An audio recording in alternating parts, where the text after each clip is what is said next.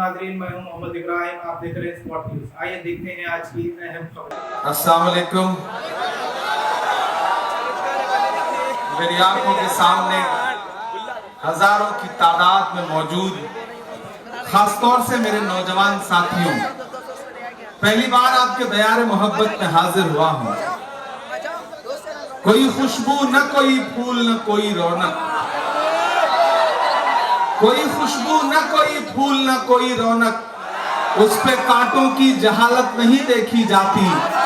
हमने खोली थी इसी बाग में अपनी आंखें, हमसे इस बाग की हालत नहीं देखी जाती। जुबली हिल्स वालों, मैं पहली बार आपके बीच में आया हूं, आपसे मुखातिब हूं। मेरी आवाज जहां तक पहुंच रही है, पीछे तक मेरे तमाम बुजुर्ग बैठे हैं, नौजवान साथी बैठे हैं, और तमाम ऐसे घर भी हैं जहां मेरी माओ बहनों तक मेरी आवाज पहुंच रही है। मैं चाहता हूं अगले 20 मिनट का वक्त है, और उस 20 मिनट में मुझे संजीदगी से सुने। मैं सैकड़ों किलोमीटर का सफर तय करके आपसे कुछ संजीदा गुफ्तगू करने आया हूं। मेरी नई नस्लों, आने वाली 30 नवंबर को आपको अपने घरों से बाहर निकलना है और तेलंगाना के मुस्तकबिल का फैसला करना है। इधर जो कुछ साथी खड़े हैं, उनसे गुजारिश है ऐसे चुप हो जाएं जैसे आजकल अडवाणी भी चुप रहते हैं।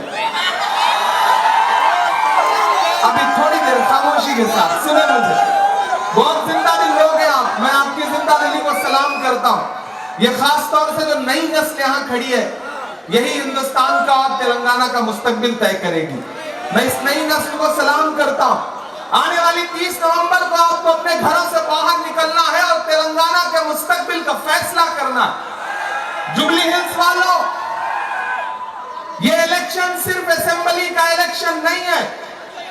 अगर ये सोचते हो कि 30 नवंबर को अपने घर से निकलोगे और ईवीएम की कतारों में लगोगे और एक एमएलए चुनोगे तो गलतफहमी के शिकार हो। दरअसल ये इलेक्शन जो है वो सिर्फ तेलंगाना के असेंबली का इलेक्शन नहीं है, ये आने वाली 2024 का सेमीफाइनल है।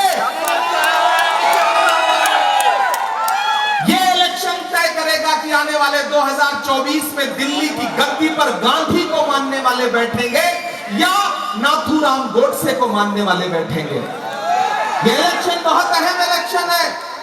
बहुत संजीदगी से सुनना मेरी बात है मेरे भाइयों। मैं आपका हमउम्र हूं, आप जैसा हूं, आपके बीच में खड़ा हूं। ये बातें मैं इस बुनियाद पे कह रहा हूं कि मैं इस देश की सबसे बड़ी पार्लियामेंट में, राज्यसभा में बैठता हूं। मैंने देखा है वहां साजिशें कितनी बड़ी हैं, आप अंदाजा भी नहीं लगा सकते। 2024 के बाद इस मुल्क में इलेक्शन होगा या नहीं होगा, इसके बारे में भी कोई सही राय जाहिर नहीं कर सकता। हुकूमत के इरादे बहुत अच्छे नहीं है। मैं इसलिए आपसे कहना चाहता हूं जुबली हिल्स वालों कि आपको एक शानदार जानदार कैंडिडेट दिया है कांग्रेस पार्टी ने। एक ऐसा इंसान आपको कैंडिडेट बना के दिया है जो किसी तारुफ का मोहताज नहीं है। हमारी आपकी जब पैदाइश भी नहीं रही हुई होगी शायद, उस दौर में भी जब टीवी चैनलों पे हैदराबाद का नाम आता था तो अजरुद्दीन के नाम के साथ आता था। न जाने कितने मौके अजरुद्दीन साहब ने हमको आपको फराहम किए हैं कि जब टीवी चैनलों पे हमने आपको उनको कप्तानी करते देखा तो हमें ऐसा लगा कि अजरुद्दीन वहां ग्राउंड पे नहीं खड़े हैं, हम खड़े हैं। हमारा नुमाइंदा वहां पर 50, 60, 70 करोड़ लोगों की नुमाइंदगी करते हुए वहां पे खड़ा है। अजरुद्दीन साहब कितने अच्छे बल्लेबाज हैं ये तो आप जानते ही हैं, लेकिन कितने अच्छे फील्डर हैं ये बात तो आपको पता ही है ना। मेरा मानना है कि जितने अच्छे बल्लेबाज हैं उससे 100 गुना बेहतर फील्डर हैं। और अब बीआरएस को पता है कि अजरुद्दीन बहुत अच्छे फील्डर हैं, इसलिए उनकी फील्डिंग लगाने की कोशिश की गई है। वो जानते हैं कि अजरुद्दीन साहब जीतेंगे तो सिर्फ एमएलए नहीं रह जाएंगे, तेलंगाना की हुकूमत में बड़े मजबूत पोर्टफोलियो के साथ कैबिनेट मिनिस्टर बनेंगे, ये बात वो जानते हैं। और जुबली हिल्स वालों, किसी झांसे में मत रहना। मैं खम्मम से लेके, वारंगल से लेके, करीमनगर से लेकर के, कामारेड्डी से लेकर के, तांडूर से लेकर के पूरे तेलंगाना में कैंपेन करता हुआ घूमता हुआ आज यहां पहुंचा हूं। एक तरफ से कांग्रेस की हुकूमत बन रही है, कोई ताकत कांग्रेस की सरकार बनने से नहीं रोक सकती। इस भीड़ में तमाम ऐसे मेरे नौजवान साथी खड़े हैं जिन्होंने अब तक फैसला नहीं किया होगा कि हमें करना क्या है आने वाली 30 नवंबर को। मैं उनसे भी मुखातिब हूं, मैं उनसे भी चाहता हूं कि मुझे सुने और उसके बाद सोचें कि जो इमरान कह रहे थे वो सही कह रहे थे या नहीं कह रहे थे। यहां जो मेरे तमाम बुजुर्ग साथी खड़े हैं, मैं उनसे भी गुजारिश कर रहा हूं, मेरे भाई, पिछले 2 बार 10 साल आपने बीआरएस की सरकार बनाई, जो पहले टीआरएस हुआ करती थी, लेकिन नाम बदलने का शौक सिर्फ योगी आदित्यनाथ जी को नहीं है, केसीआर बाबू को भी है। इसलिए उन्होंने टीआरएस का नाम बदल के बीआरएस किया। बीआरएस का फुल फॉर्म पता है?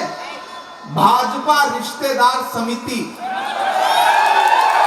भाजपा रिश्तेदार समिति।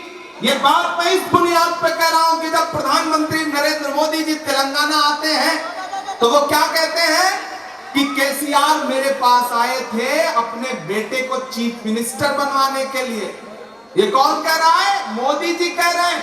और मैंने पार्लियामेंट में बैठ के देखा है कि चाहे प्रेसिडेंट का इलेक्शन हो, वाइस प्रेसिडेंट का इलेक्शन हो, ट्रिपल तलाक का बिल हो, कोई भी बिल हो, जब भी भाजपा को जरूरत पड़ती है बीआरएस या तो उनके सपोर्ट में वोट करती है या फिर वॉकआउट कर जाती है। वॉकआउट का मतलब भी सपोर्ट करना ही होता है। बीआरएस, ये बात आप कह रहे हो, मैं मान लेता हूं। अब आप देखिए, कुछ मैं तो मेंबर ऑफ पार्लियामेंट हूं, बहुत सारे अनपार्लियामेंट्री लैंग्वेज है जिस पे मैं कुछ बोल नहीं सकता। वो हमारे 11 खिलाड़ी 11 मैच लगातार जीतते रहे। आखिरी मैच में पता नहीं क्या हुआ, कौन पहुंच गया, क्या? अच्छा, आप कह रहे हैं तो सही कह रहे होंगे, बस मैं उसे दोहरा नहीं सकता। उसी तरह से मामू की बात है। मामू ने पिछले 10 साल में पूरे तेलंगाना को मामू बनाया है। कभी सोचा आपने? आपसे कहा 12% रिजर्वेशन देंगे, उधर नरेंद्र मोदी ने कहा 15 लाख देंगे, वो भी जुमला था, और ये 12%